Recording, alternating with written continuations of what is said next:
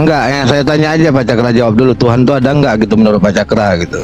Kalau Anda bisa menunjukkan Tuhan yang Anda maksud, ya saya terima. Jadi manusia itu tidak lahir dari biji jagung.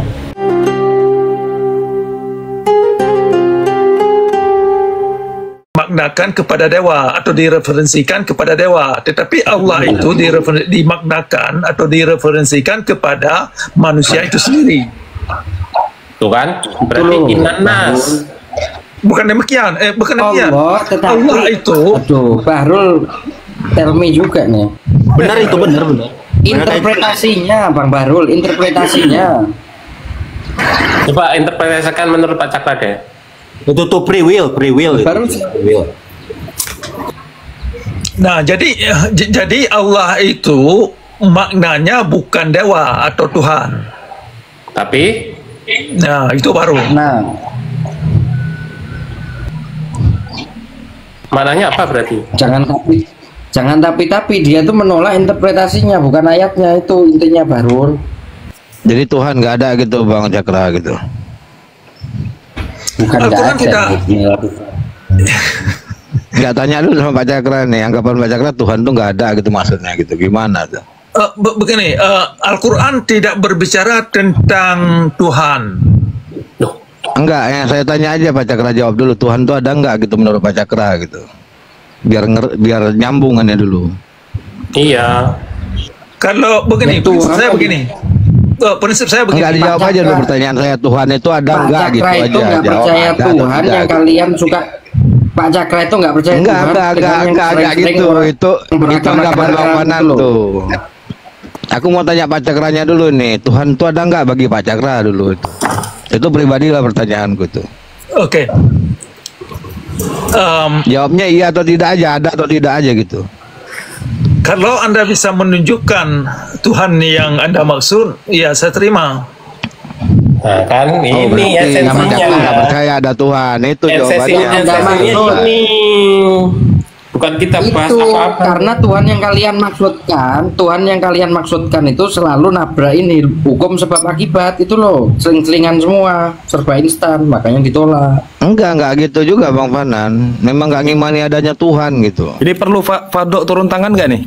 Ya.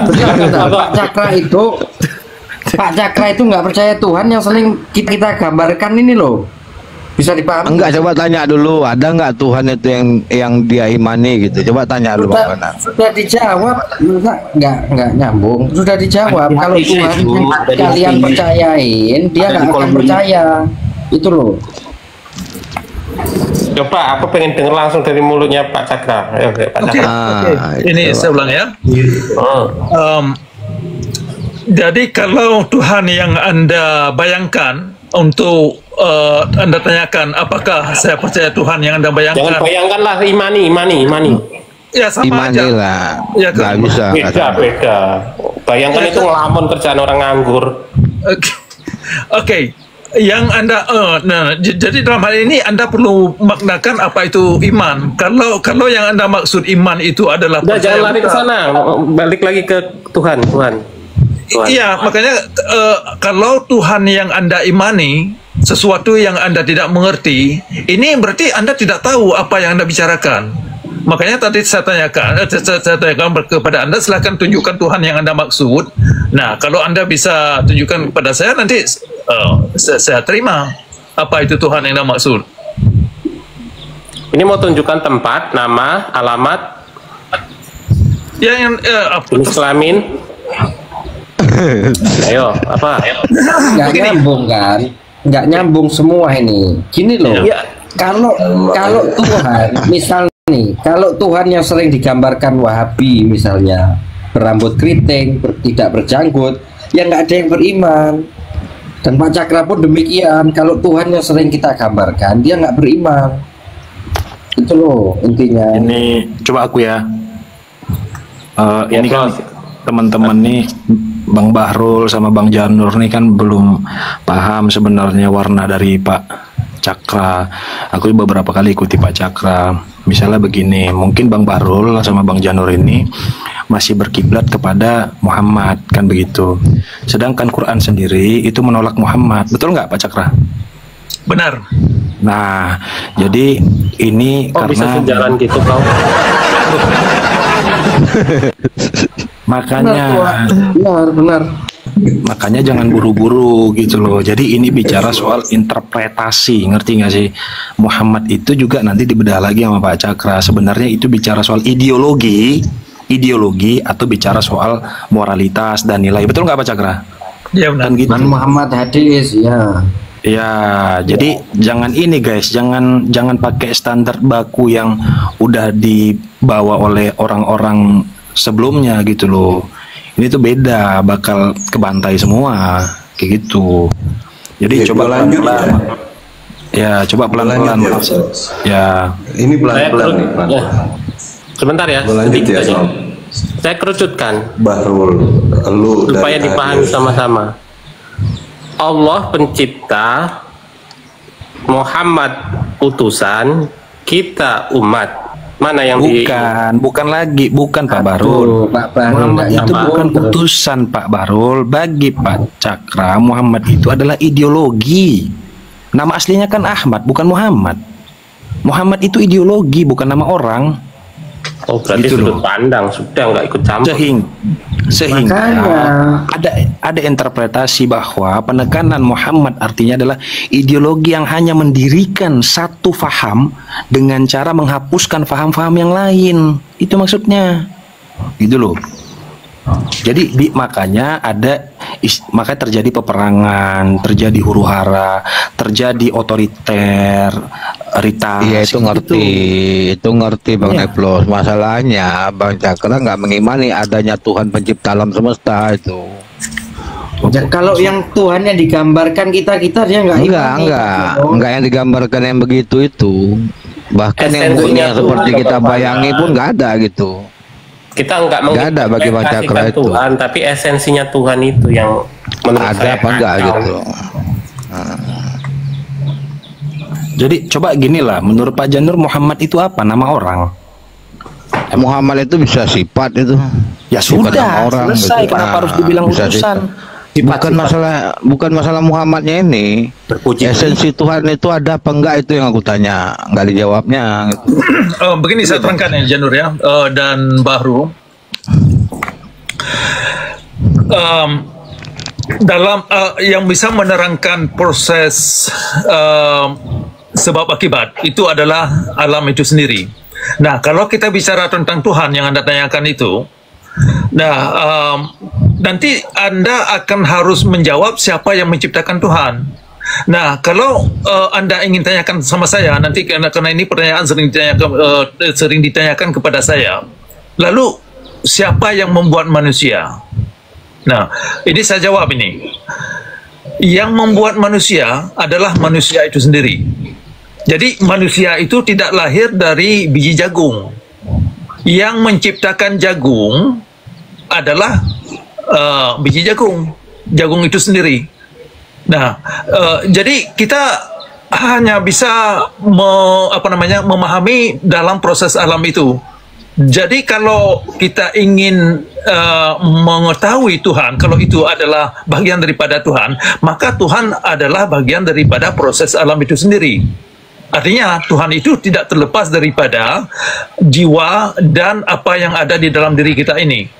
Nah makanya kalau Tuhan itu disembah seperti yang ada dalam agama Islam, Tuhan itu kita tidak mengerti dan tidak punya akses untuk mengkonfirmasikan bagaimana apa yang kita lakukan sehari-hari. Nah, berarti Tuhan itu tidak bisa menggayuni atau memberi satu ganjaran atau ancaman atau apa-apa kalau memang Tuhan itu bukan daripada proses alam itu sendiri. Makanya pertanyaan-pertanyaan misalkan dalam kubur, man rabbuka, siapa Tuhan kamu? Artinya itu kan implikasi yang sangat mendalam. Artinya Tuhan tidak mengerti bagaimana nasib kita di atas bumi ini. Makanya konsep Tuhan yang demikian, kalau Tuhan itu yang dimaksud, maka Tuhan itu tidak relevan dan tidak banyak ambil andil dalam proses alam ini atau evolusi yang ada di dalam alam. Tuh sudah dijawab. Dia bukan nggak percaya Tuhan, tetapi nggak percaya Tuhan yang sering kita gambarkan Ya, itu. singkatnya gini lah. Ngerti. Singkatnya ini tuh mirip dengan konsep wahdatul wujudnya mula sadra dulu. Jadi Allah itu wahdatul wujud, bukan wajibul wujud, gitu loh. Jadi wahdatul wujud itu bicara soal Allah tuh realitas sebenarnya gitu. Realitas, Allah tuh realitas gitu. Bukan Mula peta sadra kan bukan gradasi gaib. wujud ya. Iya. Plus. Apa? Mula sadra itu gradasi wujud. Bukan. Iya, wahdah kan. Dia wahdah itu kan bukan soal alam semesta, seluruh alam semesta adalah Tuhan, bukan. Tapi dia realitas sebelum kata itu tiba juga realitas itu harus ada gitu. Coba tanya Bang Cakra dulu, realitas itu memang ada apa enggak gitu masalahnya. Loh, kalau Anda tidak bisa mengalami Enggak, bagi Bang Cakra. Kalau bagi saya paham. Bagi Bang Cakra dulu gitu. Itu Ada nggak realitas yang dimaksud itu? Itulah dasar kehidupan adalah realitas. Tidak ada kehidupan tanpa realitas. Jadi realitas inilah yang membuat kehidupan. Nah, sekarang jadi pertanyaan, apakah bisa kita terima tentang kondisi realitas ini yang jadi pertanyaan dalam Islam, di mana kita dalam umat Islam dididik untuk untuk menafikan realitas. Ini persoalannya, sehingga dalam ajaran Islam itu menafikan sebab akibat yang terjadi dalam alam. Sehingga ya salat, sembahyang, yaitu naik haji dari dualitas lainnya tidak bisa dievaluasi, dan kita tahu duduk perkara persoalan sembahyang dari dualitas yang dilakukan sehari-hari.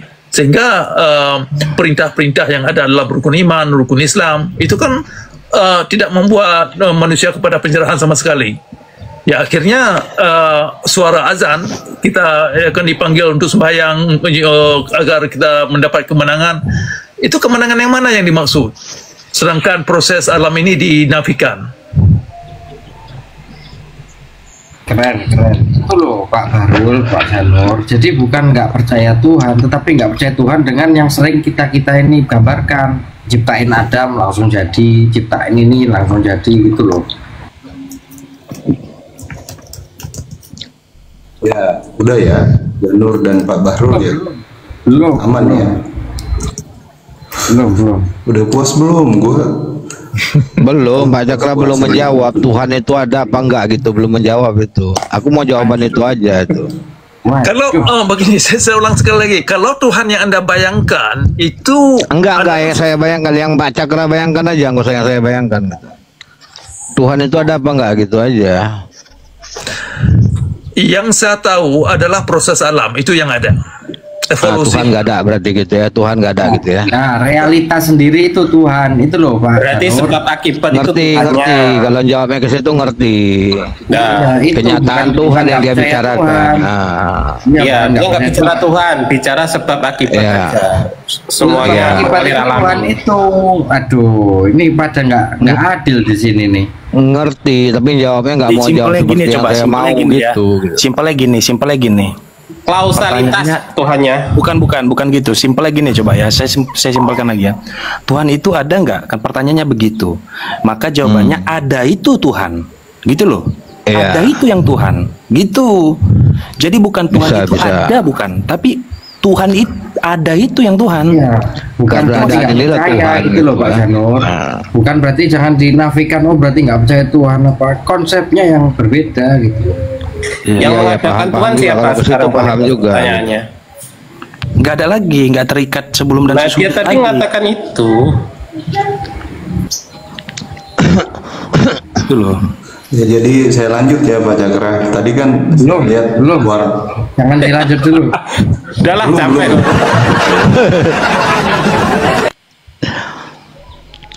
Iyalah, dia yang jahir, udah lah itu selesai itu. Ini sebelum Pak Syarah CCB ya, saya tutup dulu. Saya sambung dulu nih persoalan ayat 11 dari Cakra surah. mau Jumatan, guys. Pak Cakra mau Jumatan. Tolong disimak dulu. Lanjut. Pak. Azan aja ditolak Jumatan. Jadi laisa kamislihi syai'un yang ada pada ayat 11 dari surah 42 itu berbicara tentang persoalan ciptaan manusia. Tidak membicarakan persoalan evolusi Tuhan. Jadi laisa kamislihi syai'un, ciptaan yang ada di dalam bumi ini tidak satu pun yang persis sama, identik. Nah, itu ayat 11 dari surah 42. Nah, karena kalaupun kita melihat anak kembar, itu kan kembar cukup mirip sekali. Tetapi tidak 100% secara identik mereka sama. Ada sedikit perbedaan. Itu yang dimaksud laisa kamislihi syai'un. Jadi tidak ada Al-Quran yang saya lihat mereferensikan sesuatu yang di luar jangkauan ranah indera kita ini. Ya kan? Kalau sesuatu yang di luar daripada ranah indera kita ini, maka sesuatu itu tidak bisa kita mengerti dan tidak bisa dijadikan petunjuk.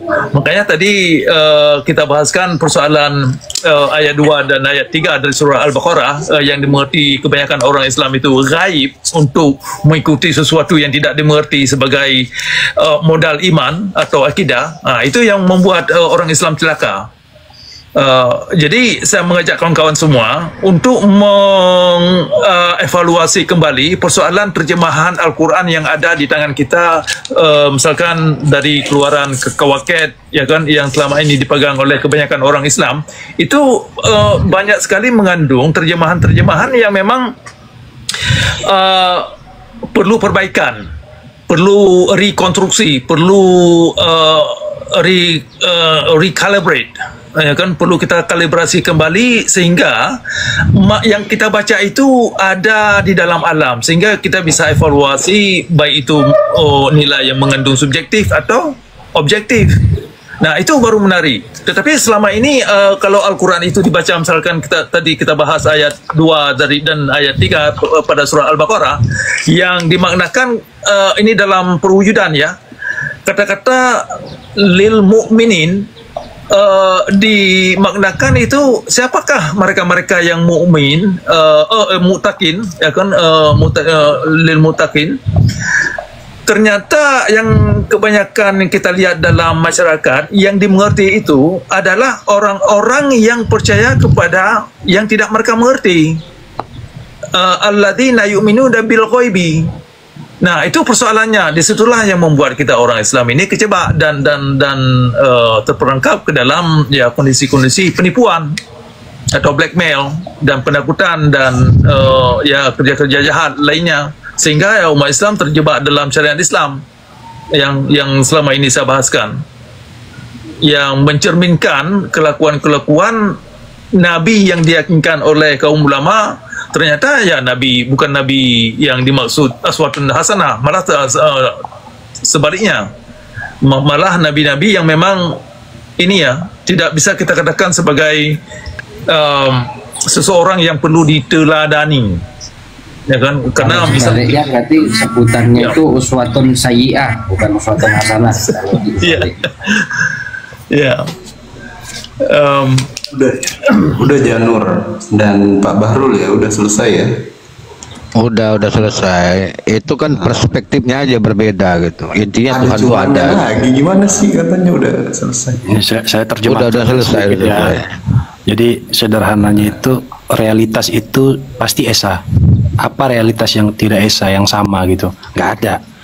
Contoh kayak tadi air yang beria gitu. Air yang beria itu dia bergerak terus. Dia nggak pernah benar-benar sama gitu, pasti tetap esa gitu. Pergerakan itu juga esa gitu, nggak pernah benar-benar sama. Jadi laisa kamislihi syai' itu artinya memang tidak ada yang sama. Realitas ini nggak ada yang sama, nggak ada yang serupa gitu. Iya, paham juga kalau dibawa ke situ, paham juga. Dan perlu dipahami, ya, bagi yang suka minta data, ya. Data itu bukan realitas, kawan-kawan. Bang CP belum selesai, Bang CP, tahan dulu, Bang CP. Tapi menarik Pak Jakra. Pak Jakra fully menolak otoritas, ya. Saya melihat nada narasinya seperti itu. Nah, lalu bagaimana caranya kita memahami sesuatu tanpa melembagakannya di dalam satu otoritas? Misalnya ya, kita ingin memahami tentang apa standar berat sesuatu, maka ada satuan internasionalnya. Kita tahu kilogram, pound, dan lain sebagainya dengan segala perbedaannya gitu. Itu distandarisasi memang supaya apa? Supaya memudahkan kita di dalam melakukan pendekatan terhadap berat, ya kan? Sama juga mungkin di konteks agama harusnya ada yang yang terstandar. Bahkan Pak Cakra itu ketika menolak otoritas itu nanti ada otoritas Cakra sendiri nanti tuh. Kalau ada yang setuju, saya ikut Cakra, iya kan? That's it. Jadi enggak, jangan dijawab Pak Cakra. Ini mau ditarik ke madhab ini, jangan mau lah. Ini mau di madhab. Kenapa nanti? Mana kok nggak mau? Nanti ini ganggu jawaban. Begini Sabi. Habis masa nanti tambah lagi. Silakan. Gue punya masalahnya begini. Beberapa menit lagi. Iya, persoalan begini. Kita sudah sama-sama tahu, ya kan, bahwasanya otoritas di dalam Islam tidak sama dengan kelembagaan atau otoritas dalam sains, dalam ilmu fisika, dalam ilmu pasti. Jadi jangan salah dimengerti ini. Kenapa sangat jauh berbeda? Di dalam komunitas orang sains atau orang komunitas ilmu pasti, mereka tidak mengklaim ini ya, kalau ada kekeliruan mereka terbuka untuk diperbaiki dan mereka terbuka untuk dikritik dan mereka tidak mengancam seseorang ketika ada satu fakta yang baru. Nah kan, ketika ada ketika ada satu fakta yang baru dalam satu kajian atau research, nah semua ini orang-orang yang di dalam ilmu pasti mereka terbuka dan menerima. Ya kan? Nah, sedangkan di dalam Islam bukan demikian. Nah, kenapa ada konsep otoritas di dalam Islam bermasalah? Karena di dalamnya itu mengandung sesuatu penipuan dan ditimpa dengan penakutan dan dengan kejahatan di atasnya sampai hingga ada konsep-konsep nanti halal darah. Ya, hanya gara-gara berbeda pendapat. Artinya otoritas di dalam agama Islam tujuannya bukan kepada kebenaran, bukan kepada spiritualitas, bukan kepada esensi daripada klaim yang dibuat, dan juga bukan kepada kepada spiritualitas juga.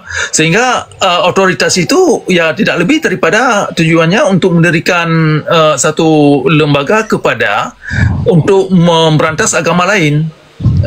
Untuk mengumpul sejumlah orang, makanya sembahyang yang ada di dalam agama Islam itu kan perintah daripada dinarasikan dari atas dasar otoritas, rame-rame, tapi tujuannya bukan kepada spiritualitas dan bukan kepada moralitas, tetapi tujuannya untuk memperlihatkan kepada orang lain bahwasanya ya orang Islam sembah Tuhan yang benar, lebih benar, atau sembah Tuhan yang lebih besar gitu kan. Pada kenyataannya hasil daripada sembahyang itu ya tidak membawa manusia kepada golongan yang mencerahkan, kepada peradaban yang maju mulia. Nah, jadi otoritas kembali kepada otoritas ya hampa dan semu, nilainya sungguh semu. Oh, enggak, menurut saya kalau ini berbeda Pak Cakra antara keislaman dan ekspresi orang berislam ya. Kalau di konteks keislaman saya lihat ya pertukaran ilmu pengetahuan itu terjadi kok gitu. Pada saat Eropa mengalami masa kegelapan kan kita menemukan banyak hal ya. Bahkan beberapa konteks di dalam sains yang ada sekarang itu diletakkan oleh pendahulu-pendahulu Islam kan. Siapa yang tidak mengakui Avicena gitu ya. Begini, iya. Ya, maksud saya begini. Assalamualaikum warahmatullahi wabarakatuh. Waalaikumsalam. Ya. Kalau misalnya Pak Cakra berpendapat seperti itu, ya Pak Cakra menafikan bagaimana proses misalnya tahafut kemudian dibantah oleh tahafut fil falasifah kan. Pak Cakra membantah bahwa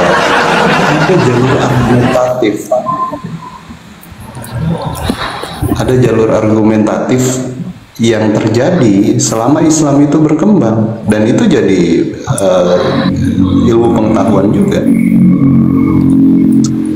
Ya, ini saya tanggapi ya persoalan masa keemasan Islam. Konsep atau narasi yang terbangun di dalam umat Islam persoalan masa keemasan Islam adalah tidak lebih daripada sebuah cerita yang diromantiskan. Kenapa saya bilang demikian? Ya kan? Kenapa saya bilang demikian? Karena di dalam, kalau kita bicara tentang Islam, itu tidak terlepas daripada kitab hadis, tidak terlepas daripada kitab fikih, tidak terlepas daripada asbabun nuzul dan pendapat-pendapat para mazhab, Imam Ghazali dan lain-lain kan. Nah, kalau kita lihat kandungan dari yang dikandung oleh kitab-kitab tersebut tidak dapat menciptakan umat yang namanya yang disebut dengan the Islamic Golden Age. Tidak mungkin. Dan kenapa? Karena ya kandungan daripada fondasi Islam, konsep ketuhanan, konsep ritualitas, konsep ini ya untuk memberdayakan suara hati kita ini itu sangat tidak sepadan dengan apa yang terjadi dalam alam, dengan proses-proses alam. Sehingga konsep the Islamic Golden Age atau masa keemasan Islam itu tidak mendasar sama sekali. Jadi cerita masa keemasan Islam ketika masa Ibnu Sina kepada Ibnu Rushd dan Al-Kindi dan Al-Khawarizmi, itu mereka tidak menunjukkan bahwa mereka taat kepada atau mereka adalah pengikut Ahlus Sunnah. Tidak ada satu yang bisa menjelaskan tentang universitas. Ini Bang CP, ini. Assalamualaikum, namo buddhaya. Waalaikumsalam. Gini, maksudnya Pak Cakra gini. Kalau yang dianggap masa keemasan Islam itu adalah Islam seperti sekarang, itu kedustaan gitu. Ya. Bahkan mereka pun itu yang dikatakan keemasan Islam itu umat-umat Islam yang syariat itu numpang nama gitu loh sebenarnya. Mereka sendiri yang dikatakan emas itu nggak bergantung pada fikih-fikih itu atau tafsir-tafsir itu gitu loh. Mereka akror kalau bahasanya, nggak bisa dikatakan Islam menurut pandangan yang sekarang gitu loh Pak. Nah, ini menjawab begini, Pak Cakra, konsep ketuhanan Pak Cakra tadi itu saya dukung Pak Cakra 100%, mendekati konsep ketuhanan dalam agama Buddha itu Pak Cakra, karena unsur mahanya benar-benar maha di situ. Lanjutkan Pak Cakra. Nah, gini Bivana, misalnya saya nggak boleh dinafikan bahwa di Mali pernah berdiri universitas besar pada saat kalau mau tahu negara Islam yang sebenarnya itu bukan Arab, Dubai, Yaman, bukan. Negara Islam yang sebenarnya itu Selandia Baru, Switzerland, Finlandia, gitu loh. Kenapa? Di sana angka kriminal paling kecil, kesejahteraannya merata, keadilannya jelas merata, humanisnya betul-betul tinggi, bukan hanya kepada manusia, kepada hewan dan tumbuhan juga. Itu negara Islam, Selandia Baru. Sederhananya gitulah kalau mau lihat realitas sekarang gitu. Kalau Indonesia, boro-boro. Ya enggak lah, jauh banget lah. Gitu. Benar. Makanya maksud Pak Cakra tadi nggak bisa itu modern age itu diklaim Islam itu nggak bisa. Soal meromantisasi masa keemasan, enggak, sebenarnya memang jadi rujukan Pak Cakra. banyak sekali cendekiawan yang jadi rujukan di berbagai bidang, astrologi dan lain sebagainya. Kan kita punya universitas besar di fase Fatimiyah ya, di Mesir juga, di Alexandria, yang sampai hari ini masih ya begini. Itu memang terlembagakan, dan memang di sana banyak sekali pendapat yang lahir dan otoritatif memang sifatnya. Kalau kita bahas agama ya harus otoritatif, nggak usah bahas agama kalau nggak otoritatif. Begini, kita salah ini ya. Saya melihat begini. Mungkin anda masih ingat dengan Neil Armstrong pada tahun 88 kalau nggak salah. Ada berita sampai ke Indonesia itu dia masuk Islam, sehingga ada lagu dia mendengar azan dari bulan. Oke, Neil Armstrong dia memang pernah di Timur Tengah, tetapi keberadaan dia di Timur Tengah bukan berarti dia sudah masuk Islam. Nah, jadi tentang kembali kepada misalkan para seperti Ibnu Rushd, Ibnu Sina, ya kan, Al-Khawarizmi, Al-Kindi, dan beberapa lain. Okay. Jadi kita tidak bisa mengklaim bahwasanya mereka punya nama begitu agak sedikit ada bunyi-bunyi suara Arab, ya kan? Itu bukan berarti mereka adalah menganut Ahlus Sunnah atau menjagokan syariat Islam. Yang jelas begini. Fondasi Islam kalau diklaim itu Islam itu bukan Islam tanpa syariat, maka yang perlu kita lihat adalah syariat Islam. Apakah syariat Islam bisa membawa orang Islam itu kepada masa keemasan yang seperti yang dibayangkan? Artinya kita bisa berdebat dengan terbuka, bisa aman, bisa menulis, misalkan bisa Salman Rushdie misalkan, dia bisa aman. Kemudian ada orang yang mengkritik, yang menggugat. Nah, kalau orang-orang yang kritis dalam Islam tidak bisa aman, sehingga Ibnu Rushd sendiri harus mengungsi dari tempat dia tinggal, itu kan ada satu pertanda bahwasanya masa keemasan atau the Islamic Golden Age adalah hanya satu cerita yang sangat diromantiskan atau berdasarkan konspirasi teori. Nah, makanya saya menggugat di mana bahwasanya syariat Islam tidak mungkin bisa menciptakan masa keemasan seperti yang dibayangkan. Tidak mungkin. Yang jelas syariat Islam itu hanya mengacu manusia kepada kezaliman dalam beragama. Itu yang jelas. Oh iya, maksudnya Pak Cakra gini loh Pak, teman-teman, bahwa orang-orang yang diganda-gandakan masa keemasan itu pun nggak dianggap Islam kok sama mayoritas itu, sama keumuman.